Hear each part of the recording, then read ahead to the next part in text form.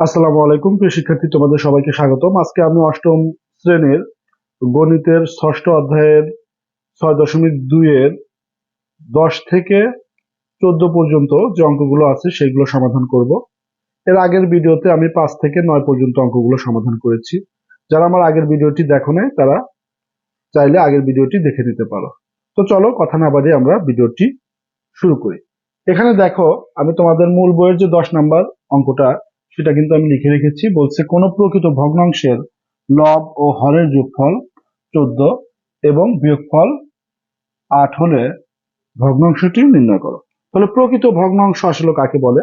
ভগ্নাংশ মূলত দুই প্রকার, প্রকৃত অপ্রকৃত। অপ্রকৃত ভগ্নাংশের আর একটা রূপ হলো মিশ্র। তাহলে প্রকৃত কাকে বলবো? যদি উপরে ছোট মান থাকে, উপরে যদি ছোট থাকে তাহলে মানে লব ছোট হর বড়, এরকম ভগ্নাংশগুলোকে আমরা বলি প্রকৃত। এটা একটা প্রকৃত ভগ্নাংশ। আর যদি লব বড় হর ছোট হয় তাহলে সেটাকে বলি আমরা অপ্রকৃত ভগ্নাংশ। আর যদি সমস্ত আকারে এরকম থাকে যে এক সমস্ত 2/3, তাহলে এটাকে বলি আমরা মিশ্র। মূলত এই অপ্রকৃতর আর একটা রূপ মিশ্র। তাহলে যেহেতু বলছে প্রকৃত ভগ্নাংশ, তাহলে আমাদের লবটা অবশ্যই ছোট হবে হরের চেয়ে। তাহলে আমরা ধরি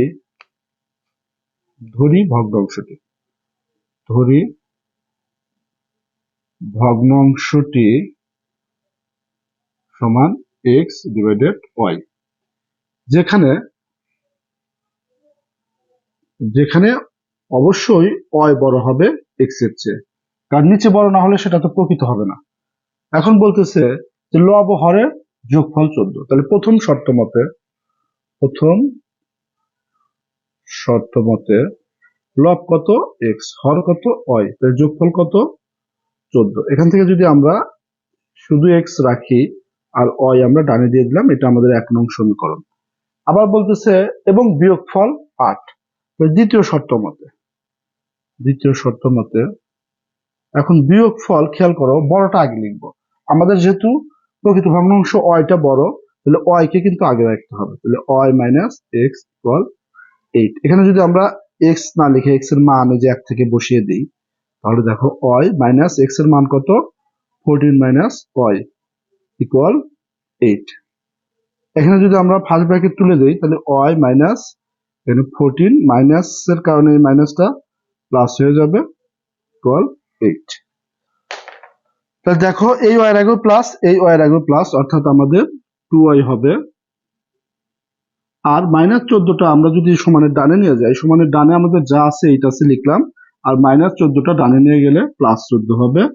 এখন দুইটা কিন্তু আর সাথে গুণন আছে, তাহলে ওই পাশে যে ভাগ হবে, ভাগ মানে নিচে লিখতে হবে 2 কে, আর এটা যোগ করলে হবে আমাদের 22।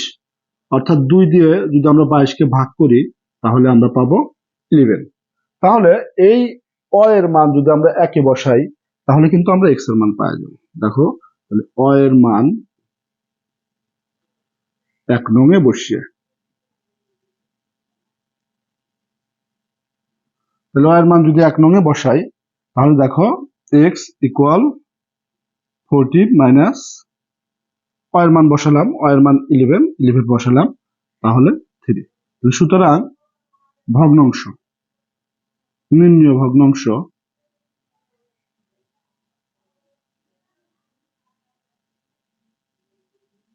তাহলে আমরা লিখছিলাম কি এক্স বাই ওয়াই, তাহলে এক্স এর মান আমরা কত বের করছি? 3। ওয়াই এর মান আমরা কত বের করছি? 11।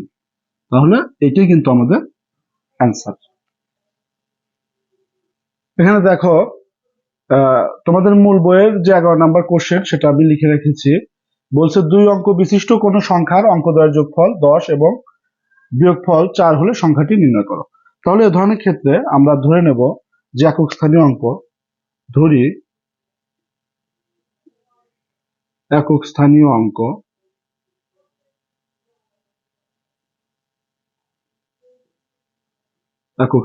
অঙ্ক আমরা ধরে নিলাম y, এবং দশক স্থানীয় অঙ্ক স্থানীয় অঙ্ক এক্স। তাহলে সুতরাং সংখ্যাটি, এখন কোন সংখ্যা আসলে যেভাবে লিখতে হয়, ধরো 2 অঙ্ক বিশিষ্ট সংখ্যা আমাদের কি কি আছে? 2 অঙ্ক বিশিষ্ট সংখ্যা আছে আমাদের 10 থেকে 99 পর্যন্ত সবগুলো সংখ্যাই কিন্তু 2 অঙ্ক বিশিষ্ট। এখন 8, এই যে এটা হলো আমাদের একক স্থানীয় অঙ্ক, আর এটা হলো আমাদের দশক স্থানীয়। এটা কিভাবে লিখতে হয়, তখন সংখ্যাটি আসলে কিভাবে হয়? দেখো, সংখ্যাটি হয় আসলে যে একক স্থানীয় অঙ্ক দশক স্থানীয় অঙ্ক সাথে 10 গুণন করতে হয়, এবং যোগ একক স্থানীয় অঙ্ক মানে 1 গুণন করা লাগবে। তাহলে 8 10 80 যোগ 8, এইভাবে কিন্তু 28।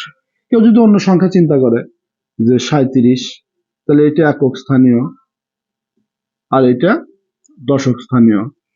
তাহলে সংখ্যাটি আসলে কিভাবে হবে? দেখো, সংখ্যাটি হবে দশক স্থানীয় অঙ্কের সাথে 10 গুণন আর একক স্থানীয় অঙ্কের সাথে 1 গুণন, মানে ওই সংখ্যায় লিখতে হবে, অর্থাৎ 30 যোগ 7 37।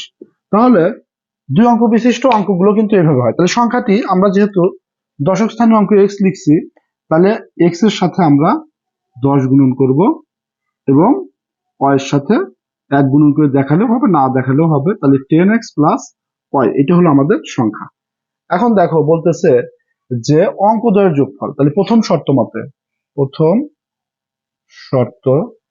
মতে অঙ্ক কোনটা? এই যে y আর x, তাহলে x প্লাস y অঙ্কদ্বয়ের যোগফল কত বলতেছে? অঙ্কদ্বয়ের যোগফল বলতেছে 10।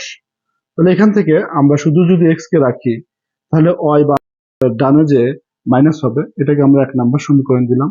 আচ্ছা, এখানে কোন অঙ্ক বড় সেটা কিন্তু আমাদের বলে নাই। আমরা ধরে নিলাম যখন x গ্রেটার দেন y, মানে দশক স্থানীয় অঙ্কটা বড়, একক স্থানীয় অঙ্কটা ছোট, সেই ক্ষেত্রে। তাহলে দেখো, দ্বিতীয় শর্ত মতে আমাদের, তাহলে x যেহেতু বড়, তাহলে x মাইনাস y সমান কত বলতেছে? যে বিয়োগফল 4। তাহলে এখানে আমরা যদি x এর মান বসাই, x এর জায়গায় আমরা 1 নং সমীকরণ হতে 10 মাইনাস y ইকুয়াল 4, এখানে আমরা এই y এর আগেও মাইনাস, এই y এর আগেও মাইনাস, তাহলে মাইনাস 2y 4, এই 10 এর আগে প্লাস আছে, ওই পাশে যে মাইনাস হবে। কাজটা করব, দেখো, বা মাইনাস 2y ইকুয়াল, তাহলে এখানে 10 এর মধ্যে থেকে 4 বাদ দিলে 6, আর বড়টার আগে যেহেতু মাইনাস আছে তাহলে মাইনাস 6, তাহলে এই মাইনাস মাইনাস উঠে যাবে। তাহলে y ইকুয়াল 6/2, কারণ 2y এর সাথে গুণন অবস্থায় আছে, তাহলে y এর মান পেলাম আমরা কত? 3। সুতরাং y এর মান আমরা কোথায় বসাবো? y এর মান আমরা 1 এ বসাবো। তাহলে 1 নং এ বসিয়ে y এর মান 1 নং এ বসিয়ে, এখন 1 এ যদি y এর মান বসাই, তাহলে আমাদের কি হচ্ছে? x ইকুয়াল 10 মাইনাস 3, অর্থাৎ 7 পেলাম আমরা। তাহলে সংখ্যাটি কি হবে? তাহলে এই যে সংখ্যাটি লিখছি, তাহলে সুতরাং সংখ্যাটি হবে আমাদের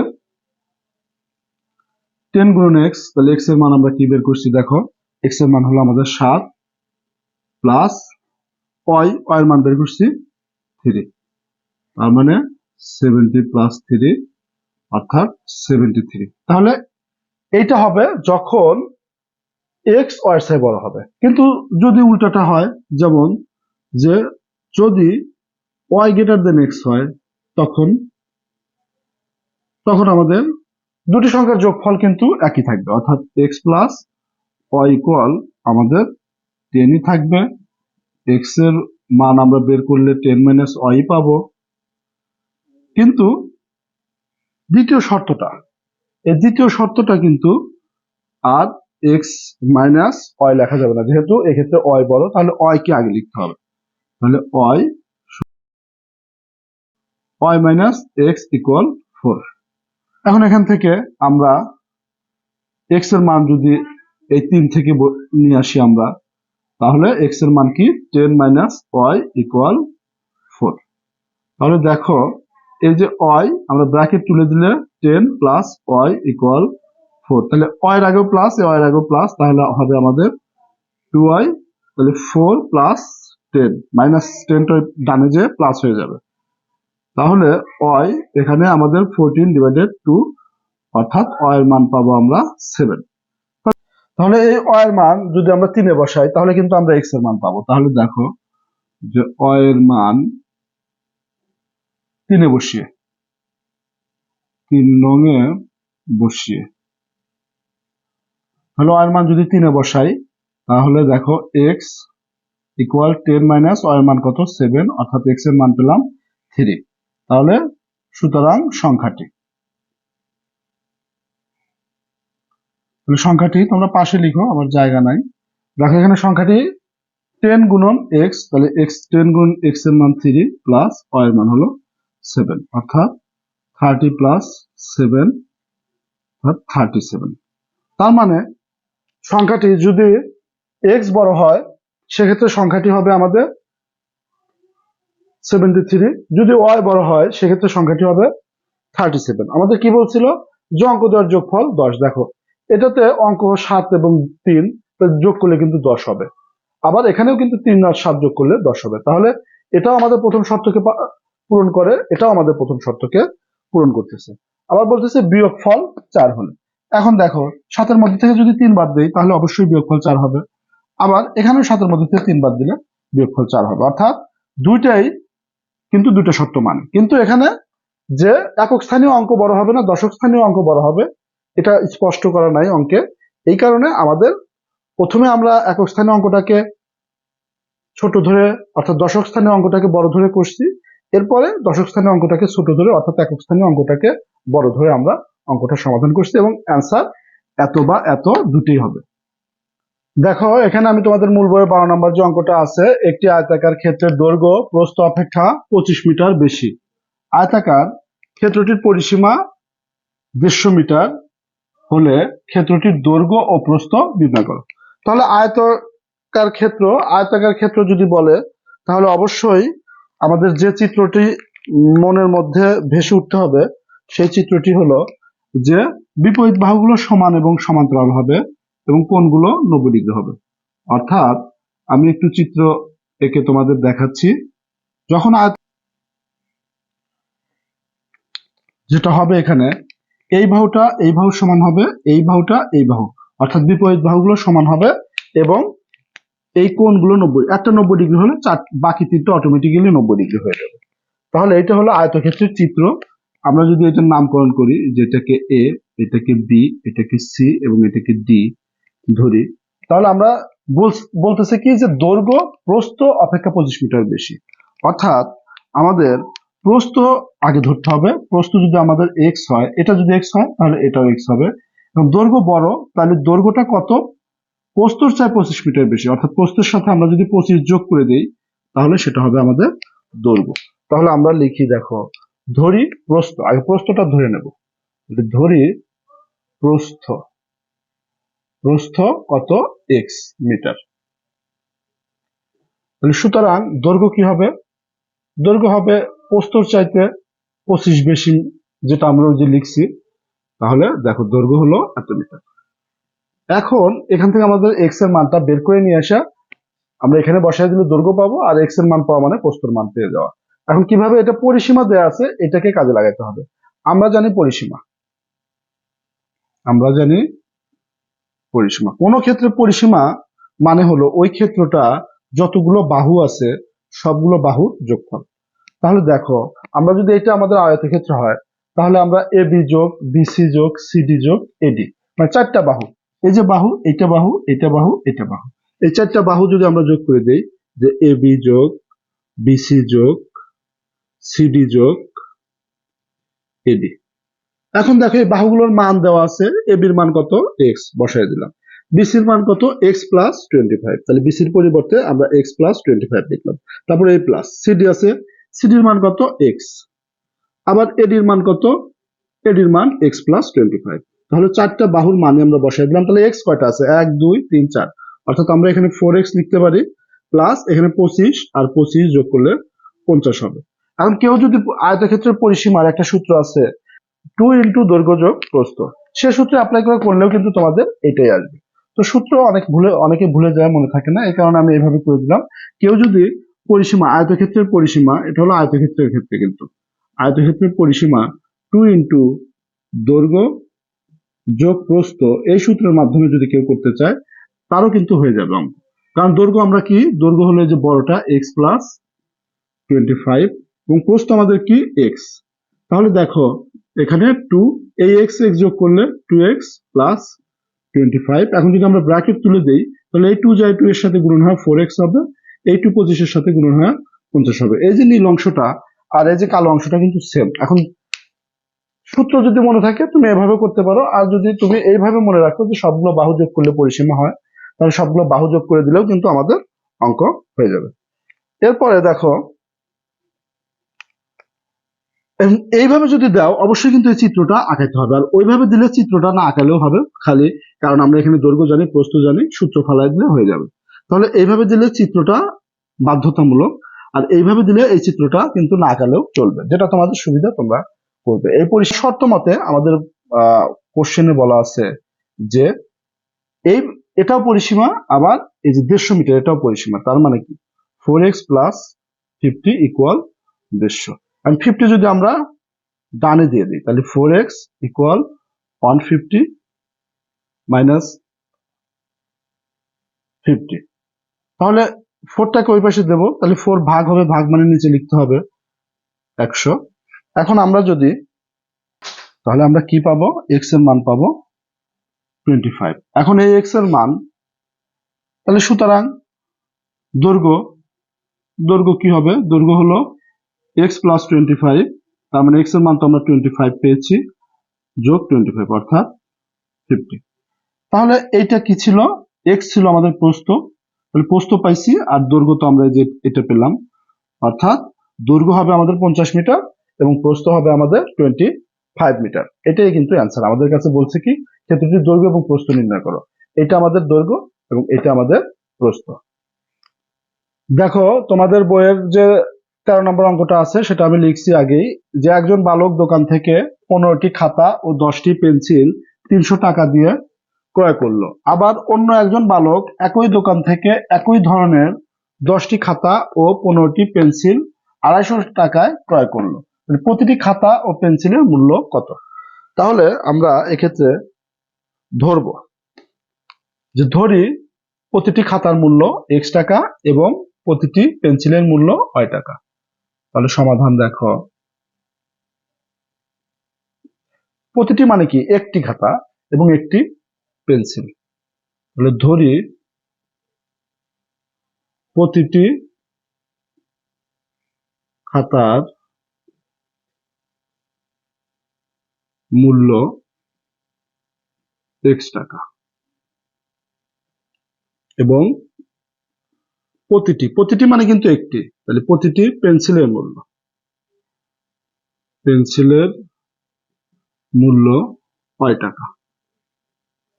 এখন একটা খাতার মূল্য যদি x টাকা হয়, কয়টা খাতা কিনছিল প্রথম বালক, দেখো তাহলে প্রথম বালকের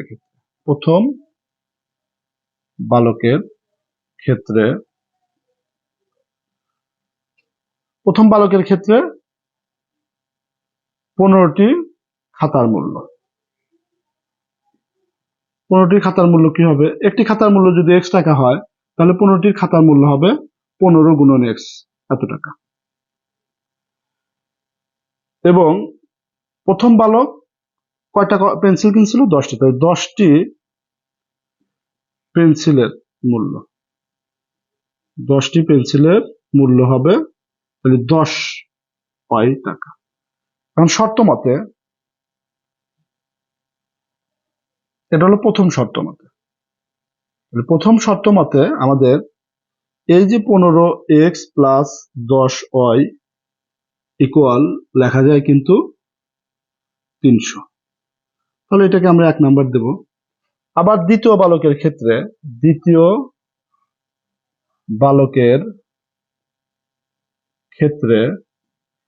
বালক কি করছিল, দ্বিতীয় বালক দেখো 10টি খাতা কিনছে, তাহলে দ্বিতীয় বালকের ক্ষেত্রে 10টি খাতার মূল্য 10টি খাতার মূল্য তাহলে 10x টাকা, 10 গুণন x।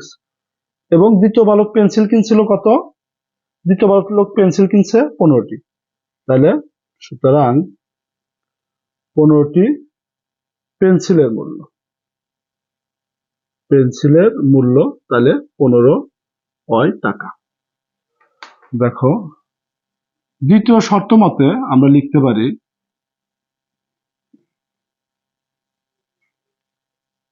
10x প্লাস 59 সমান কত? 250।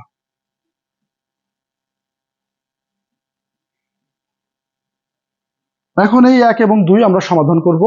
আমরা সমাধান করার দুইটা পদ্ধতি শিখেছিলাম, সেটা 6.1-এ প্রতিস্থাপন পদ্ধতি এবং অপনয়ন পদ্ধতি। আমরা এই দুটাকে অপনয়ন পদ্ধতিতে সমাধান করব। অপনয়ন পদ্ধতি কি?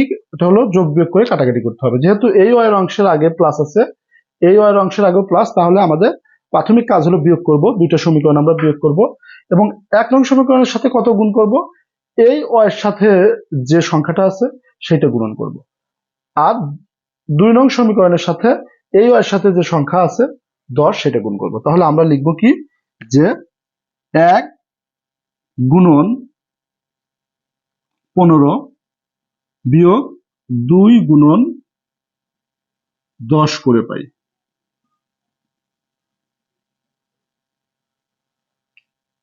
তাহলে 1 এর বাম পাশ কি আছে? আমরা আগে লিখি 15x প্লাস 10y গুণন হবে 15, তাহলে 15। তারপর বিয়োগ চিহ্ন, বিয়োগ করতে চাইছি বিয়োগ। তাহলে এখন 2 এর বাম পাশ কি আছে?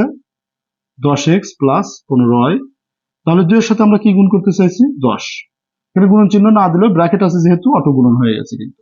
ইকুয়াল, এখন ডান পাশে যাব। 1 এর ডান পাশে আছে আমাদের 300, 1 এ কি গুণ করতে চাইছি? 15 বিয়োগ 2 এর ডান পাশে আছে 250, কত গুণ করতে চাইছি?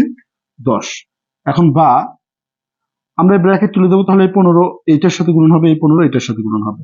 তাহলে 15 এর সাথে 15 গুণন হলে 225x, 15 এর সাথে 10 এর সাথে গুণন হলে 150y মাইনাস এই 10 শেষে এই 10 এর সাথে গুণন হয়ে 100x, এই মাইনাসের কারণে এই প্লাসটা মাইনাস হয়ে যাবে।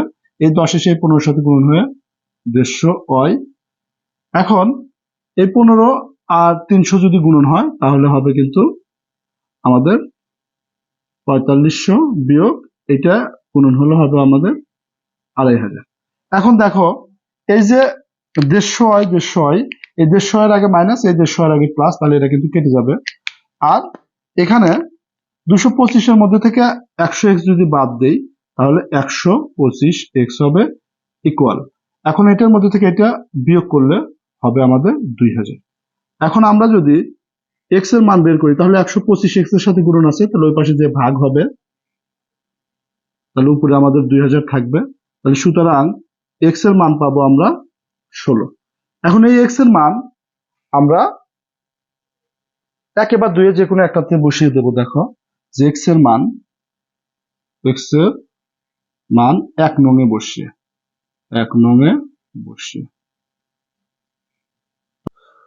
তাহলে 1 নং এ দেখো আমরা বসাই x এর মান, এই যে 15 গুণন 16 দিব আমরা। তাহলে 15 গুণন 16 যোগ 10y ইকুয়াল কত আছে? 300। বা 10y আমরা লিখলাম সমান 300 বিয়োগ এটা গুণন করলে আমাদের কত হবে? 240 হবে। তাহলে আমরা 240 লিখলাম। এখন এই 10 ওই পাশে দেবো, ডানে দেবো, তাহলে গুণন আছে এর সাথে ভাগ হবে, আর এটা বিয়োগ করলে আমাদের 60 হবে। অর্থাৎ এর মান পেলাম আমরা 6। তাহলে আমাদের বলছিল কি যে প্রতিটি খাতা ও পেন্সিলের মূল্য কত। তাহলে প্রতিটি খাতার মূল্য আমরা ধরছিলাম x এর মান 16 পেয়েছি, মানে প্রতিটি খাতার মূল্য 16 টাকা। আর পেন্সিলের মূল্য ধরছিলাম y 6 টাকা, 6 পেয়েছি, মানে প্রতিটি পেন্সিলের মূল্য হবে 6। অর্থাৎ এই 16 একটা অ্যান্সার আর এই 6 আর একটা অ্যান্সার। তো আশা করি তোমরা বুঝতে পেরেছো। তো দেখো তোমাদের মূল বইয়ের যে 14 নম্বর অঙ্কটা আছে সেটা আমি লিখে রাখছি। একজন লোকের নিকট 5000 টাকা আছে, তিনি উক্ত টাকা দুজনের মধ্যে এমন ভাবে ভাগ করে দিলেন যেন প্রথম জনের টাকা দ্বিতীয় জনের টাকার 4 গুণ হয়। প্রত্যেকের টাকার পরিমাণ নির্ণয় করো। তাহলে আমরা আগে ধরে নেব দ্বিতীয় জনের টাকা ধরবো এক্স। ধরি দ্বিতীয় জনের টাকার পরিমাণ এক্স। দ্বিতীয় জনের টাকার পরিমাণ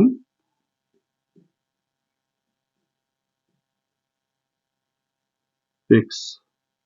তাহলে সুতরাং প্রথম জনের টাকার পরিমাণ, প্রথম জনের টাকার পরিমাণ, প্রথম জনের টাকা দ্বিতীয় জনের টাকার 4 গুণ, তাহলে 4x হবে। তাহলে এই দুইটা তাহলে মোট টাকা, সুতরাং মোট টাকা ইকুয়াল x যোগ 4x অর্থাৎ 5x। এখন শর্ত মতে এটাও মোট টাকা এটাও মোট টাকা, তাহলে শর্ত মতে আমাদের 5x ইকুয়াল 5000। এখান থেকে আমরা x এর মান বের করব। তাহলে 5000 x এর সাথে 5 যেহেতু গুণন আছে, তাহলে 5 ওই পাশে যে ভাগ হবে, অর্থাৎ x পেলাম আমরা 1000। x পেলাম মানে কি, দ্বিতীয় জনের টাকা পেলাম। এখন আমরা প্রথম জনের টাকার পরিমাণ বের করবো। তাহলে সুতরাং প্রথম জনের টাকার পরিমাণ, প্রথম জনের টাকার পরিমাণ সমান 4x। তাহলে x এর মান আমরা পেয়েছি 1000, অর্থাৎ 4000 টাকা।